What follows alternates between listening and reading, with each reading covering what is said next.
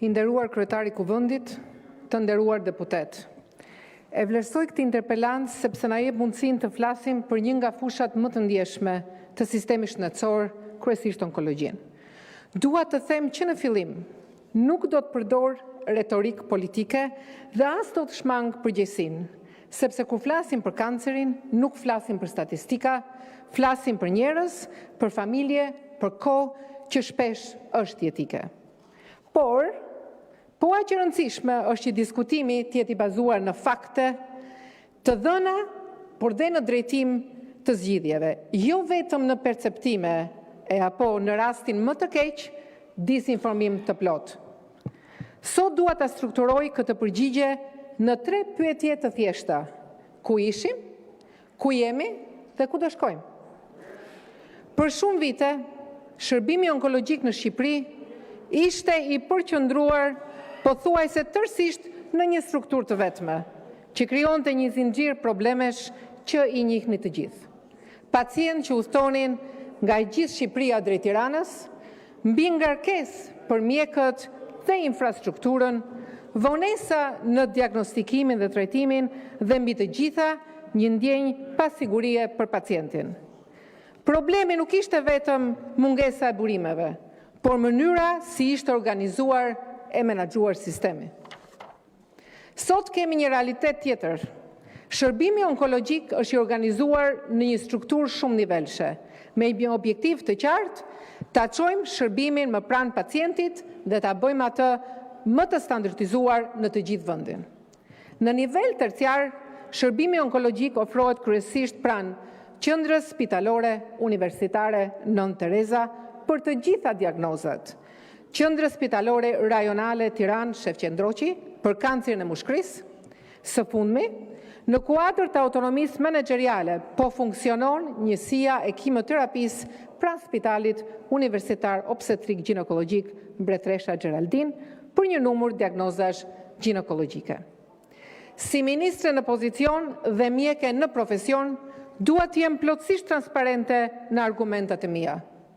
Më konkretisht, organizimi i shërbimit onkologjik bazohet në ekipe multidisciplinare, ku çdo pacient vlerësohet dhe trajtohet nga kirurg onkolog, kimioterapeut, radioterapist, onkoginekolog dhe specialist të imazhërisë dhe anatomisë patologjike. Ky është një standard modern që garanton vendimarrje të koordinuar dhe cilësi më të lartë trajtimi me pacientin në qendër. Gjatë këtij viti, 35 stafë mjekësore janë shtuar për forcimin e mëtejshëm të kapaciteteve. Vetëm gjatë vitit 2025, në Spitalin Ditor Onkologjik pranë QSUT-s janë trajtuar mbi 21.000 pacient, shifër e cila është të paktën e krahasueshme me shumë qendra prestigjioze europiane. Çdo ditë marrin shërbimin e kimioterapisë rreth 90 pacient, ndërsa në radioterapi 140 pacient e në orë të voltazh 25 pacient. Sa i përket kohës së pritjes, biopsit dhe përgjigjet histopatologjike realizohen zakonisht brenda 2 deri në 3 javësh. Kjo më e shkurtër se në shumë institucione mjekësore europiane. Ndërhyrje kirurgjikale kryen në intervale të ngjashme, konsultat dhe fillimi i kimioterapisë apo radioterapisë shpesh realizohen brenda javës. Këto janë intervale të kontrolluara dhe në përputhje me standardet e menaxhimit klinik europian. Por, pikërisht kjo ngarkesë e lartë është arsyeja pse kemi ndërmarrë reformën e decentralizimit të shërbimit. Sot funksionojnë 8 njësi kimioterapie në 8 spitale rajonale të vendit. Më konkretisht, Shkodër, Lezhë, Durrës, Elbasan, Fier, Berat, Korçë e Vlorë. Së shpejti do të hapet edhe punkti i ri i kimioterapisë në Spitalin Memorial të Fierit, duke çuar kështu në 9 numrin e rajoneve ku sot ofrohet kimioterapia në shkallë vendi. Këto nuk janë thjesht ambiente fizike, por janë shërbime të strukturuara, me staf të dedikuar, me kapacitete reale trajtimi. Po marrim masat që të gjitha këto njësi të kimioterapisë së afërmi të kompletohen me kap.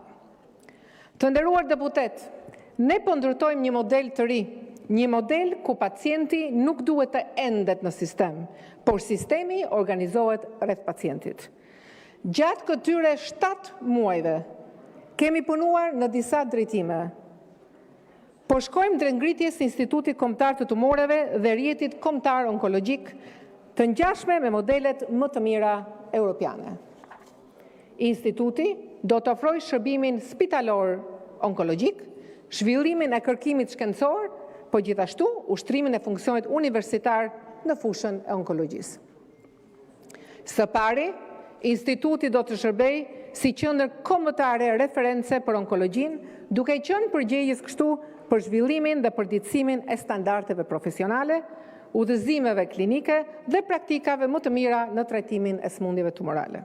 Së dyti, instituti do të funksionojë si institut universitar dhe kërkimor shkencor në fushën e onkologjisë, në bashkëpunim të ngushtë me Universitetin e Mjekësisë, si dhe institucione të tjera të arsimit të lartë dhe kërkimit shkencor brenda dhe jashtë vendit. Së fundmi, instituti do të luajë një rol kyç si qendër koordinuese e rrjetit kombëtar të shërbimit onkologjik, duke siguruar bashkëpunimin funksional ndërmjet tij dhe strukturave onkologjike në spitalet rajonale dhe vendore. Ndërkohë, rrjeti kombëtar i sëmundjeve tumorale do të përfaqësojë tërësinë e strukturave shëndetësore publike dhe universitare, të cilat ofrojnë shërbime për parandalim, diagnostikim, trajtim, ndjekjen e sëmundjeve tumorale si dhe kujdesin paliativ, si në nivel qendror, po ashtu dhe në nivel rajonal.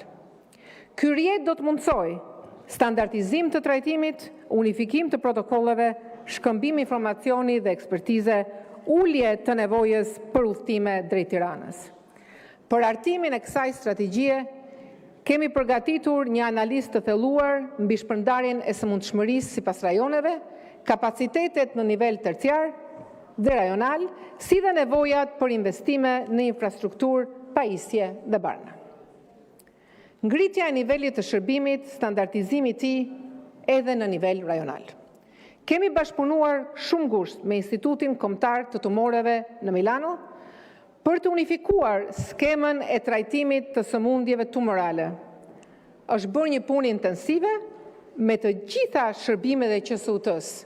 Me ekipin e mjekëve të Institutit Tumoreve në Milano janë miratuar në bordin e tumoreve të QSUT-s 38 protokolle për trajtimin e tumoreve solide dhe hematologjike. Dua të theksoj se këto protokolle janë të harmonizuara plotësisht me praktikat më të mira ndërkombëtare në mënyrën që pacientët të marrin trajtim efektiv dhe bashkëkohor.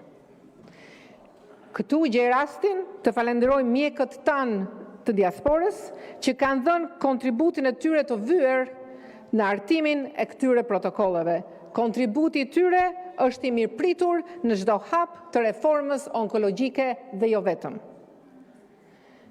Po forcojmë bashkëpunimin ndërkombëtar për të sjellë standarde dhe njohuri të reja në vend dhe mbi të gjitha, po ndërtojmë një strategji të re për tumoret për vitet 2026-2030. Kjo për të udhëhequr dhe koordinuar në mënyrë të integruar politikat në fushën e onkologjisë. Qëllimi është përmirësimi i parandalimit, diagnostikimit të hershëm, trajtimit cilësor dhe rritjen e mbijetesës së pacientëve në të gjithë vendin. Kemi rritur buxhetin për barnat onkologjike, sidomos ato citostatike. Buxheti dedikuar për barnat për vitin 2026 është 19.5 miliard lek, nga të cilat vetëm për barnat onkologjike kemi një rritje prej 1.5 miliard lek. Kjo rritje mundson zgjerimin e mbulimit dhe garantimin e furnizimit të qëndrueshëm me barna. Lista e barnave onkologjike është zgjeruar ndjeshëm, ndërkohë buxheti dedikuar për barnat onkologjike pritet të rristet sërish me 1.5 miliard lek përmes aktit normativ. Një prioritet tjetër i punës sonë është dhe përmirësimi i infrastrukturës dhe fuqizimi i sistemit me pajisje mjekësore. Më lejoni të sjell disa shembuj. Kemi dyfishuar kapacitetet e kimioterapisë ditore në QSUT, po rikualifikohen 6 punkte të kimioterapive në spitalet rajonale dhe vitin ardhshëm do të fundojë rikualifikimi dhe për 6 njësi të tjera me standarde bashkëkohore të unifikuara. Në radioterapi kemi instaluar akseleratorin e tretë, duke plotësuar shërbimin me 3 akselerator, ndërsa ka nisur puna edhe për akseleratorin e 4 në shërbimin e neurokirurgjisë në QSUT. Gjithashtu, po punojmë që ky shërbim të pastrohet së shpejti edhe me brakiterapin. Theksoj që ky investim total plotëson tërësisht nevojat kombëtare për radioterapin, konform standardeve europiane të trajtimit të pacientëve me radioterapi. Në lidhje me PET-CT-in, sikur se e kam sqaruar edhe gjatë fazës miratimit të buxhetit 2026, jemi duke punuar ngushtisht me Agjencinë Ndërkombëtare të Energjisë Atomike, jo vetëm për blerjen e pajisjes, por për krijimin e një shërbimi, për trajnimin e ekipeve mjekësore, sepse kjo kërkon shërbim të specializuar. Pranë shërbimit onkologjik është ngritur gjithashtu Breast Unit, një strukturë multidisciplinare që ofron shërbim të integruar për pacientët me kancer të gjirit sipas standardeve europiane. Qasja ndaj kancerit nuk mund të kufizohet vetëm te trajtimi. Parandalimi dhe depistimi i hershëm është hallka kryesore, pa të cilat çdo strategji mbetet e paplot. Gjatë këtij viti kemi punuar edhe në drejtim të depistimit dhe parandalimit të kancerit të qafës së mitrës, duke mundësuar futjen e vaksinës HPV-12 valente, e cila për herë të parë ushtri edhe të djemtë. Brenda vitit 2026 do përfshim edhe analizat e genotipizimit për të depistuar kancerin e qafës së mitrës. Risia e kësaj analize është se testimi i kampioneve do të realizohet me anë të një ekzaminimi të vetëm, ku detektojmë praninë e virusit HPV dhe njëkohësisht dhe grupin risk, duke fokusuar minimalisht te tipet risk 16 dhe 18. Pavarësisht bindjeve politike të gjithë secilit, rezultatet nuk maten me deklarata, por me tregues konkret. Sipas të dhënave të regjistrit kombëtar të kancerit për vitet 2015-2024, raporti vdekshmëri incidencë është ulur nga 67% në 48%. Mbijetesa mesatare është rritur nga 33% në 52%. Vdekshmëria nga kanceri për grup moshën 30 deri në 69 vjeç ka shënuar një ulje me 5.6%. Këto nuk janë shifra të izoluara, janë prova konkrete, janë fakte që sistemi po funksionon më mirë, më shumë diagnostikimi hershëm, trajtim më efektiv dhe një organizim më i qëndrueshëm i shërbimit. Të nderuar deputet, në lidhje me çështjet e tjera të ngritura në këtë interpelancë, dua të jem e drejtë për drejtë dhe plotësisht transparente e korrekte me çdo qytetar. Për sa i përket disponibilitetit të barnave, po punojmë intensivisht në disa drejtime. Sot, në QSUT nuk mungon asnjë bar. Asnjë bar. Sot, në QSUT nuk mungon asnjë bar. Rritja e buxhetit dedikuar për barnat, veçanërisht ato onkologjike, nuk është thjesht një tregues financiar, por një angazhim konkret për të zgjeruar mbulimin dhe për të garantuar një furnizim të qëndrueshëm dhe pa ndërprerje për pacientët që kanë nevojë etike për këto trajtime. Përmirësimi dhe unifikimi i protokolleve të trajtimeve onkologjike përfaqëson një hap të rëndësishëm drejt standardizimit të kujdesit, duke mundësuar një planifikim më të mirë dhe një akses më të qartë, më të drejtë dhe më të barabartë të pacientëve në trajtimin me barna. Në mars të këtij viti, për herë të parë pas 12 vjetëve, është ndryshuar metodologjia e përcaktimit të çmimit të barnave. Kjo do të sjellë disa përmirësime thelbësore, si krijimi i kushteve për hyrje në vend të barnave të reja dhe ato inovative, që do të garantojë një furnizim më të qëndrueshëm dhe do të ulë riskun e mungesave. Pra, një treg më funksional dhe të qëndrueshëm farmaceutik. Në lidhje me çmimet e barnave, duhet të theksoj se nuk ka patur rritje të çmimit të barnave gjatë vitit 2026. Përkundërzi, Në disa raste ka patur ulje të çmimit si rezultat një metodologjie të përmirësuar, e cila bazohet në standarde europiane dhe në zbatimin rigoroz të legjislacionit në fuqi. Forcimi i sistemit të furnizimit dhe menaxhimit të banave përmes përmirësimit të planifikimit, rritjes së transparencës dhe monitorimit të zinxhirit të shpërndarjes me qëllim shmangjen e mungesave dhe disponibilitetit në kohë. Këto masa të marra së bashku synojnë të rrisin aksesin, të përmirësojnë cilësinë e trajtimit dhe të garantojnë që çdo pacient të marrë terapinë e duhur në kohën e duhur dhe sipas standardeve më të mira. Një tjetër çështje e prekur nga deputetët parafolës ishte shërbimi laboratorik. Ky shërbim i ofruar përmjet partneritetit publik-privat ka sjellë një ndryshim të dukshëm në standardin e diagnostikës laboratorike, duke rritur ndjeshëm, cilësinë dhe gamën e analizave të disponueshme për qytetarët. Nga një paket relativisht e kufizuar, që ofrohej më parë me rreth 100 analiza në spitale universitare, po dhe më pak në ato rajonale, sot ofrohen 164 analiza, rreth 70% më shumë, në mënyrë të unifikuar në të gjitha spitalet pjesë e kontratës.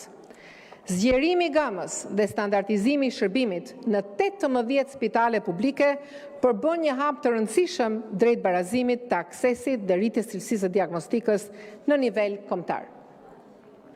Për sa i përket planifikimit të volumit dhe buxhetit, ka qenë ndërtuar mbi bazën e të dhënave historike të përdorimit të shërbimeve dhe projeksioneve të kërkesës, siç është praktika standarde për kontrata të tilla.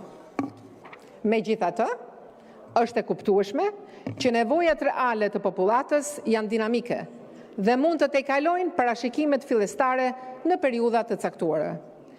Pikërisht për këtë arsye, sfida nuk lidhet me mungesën e shërbimit apo të gamës analizave, por me nevojën për përditësim dhe përshtatje të vazhdueshme të planifikimit financiar dhe volumetrik, në mënyrë që ai të reflektojë më mirë kërkesën reale në terren. Është e rëndësishme të sqarohet për të gjithë qytetarët se shërbimi nuk ndërpritet në asnjë moment. Kontrata parashikon një planifikim mujor të volumit dhe buxhetit të analizave për çdo spital, bazuar kjo në historikun dhe nevojat e parashikuara. Në momentin kur arrihet rreth 75% e këtij volumi, koncesionari njofton struktura drejtuese përkatëse si një mekanizëm monitorimi dhe menaxhimi të përdorimit të shërbimit. Në këtë fazë, shërbimi vijon normalisht, por prioriteti jepet analizave urgjente dhe atyre të domosdoshme për vendimarrje klinike. Kjo do të thotë se në raste të caktuara mund të shtyhen disa analiza rutinë, por në asnjë rast nuk cënohet ekzaminimi, diagnostikimi apo trajtimi i pacientit. Pra, çdo pacient që ka nevojë për analizë në funksion të diagnozës apo trajtimit e merr atë pa ndërprerje. Ky është një mekanizëm menaxhimi për të garantuar përdorim të kontrolluar dhe efikas të burimeve pa prekur shërbimin thelbësor. Në vijim, institucionet janë duke punuar për përmirësimin e planifikimit në mënyrë që ky balancim të jetë edhe më i harmonizuar me kërkesën reale në terren. Në të njëjtën kohë, po forcojmë mekanizmat e kontrollit në spitale për të siguruar një funksionim më të mirë të shërbimit. Të nderuar deputet, është e lehtë të thuhet që sistemi nuk funksionon. Është më e vështirë të ndërtosh një sistem që përmirësohet çdo ditë.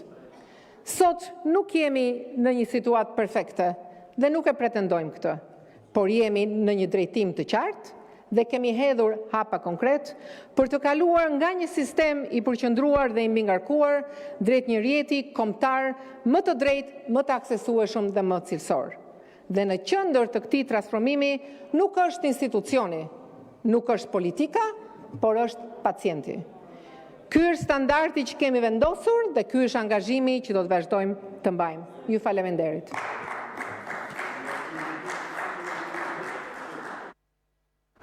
Zoti Hoti, në mbështetjet nderit 96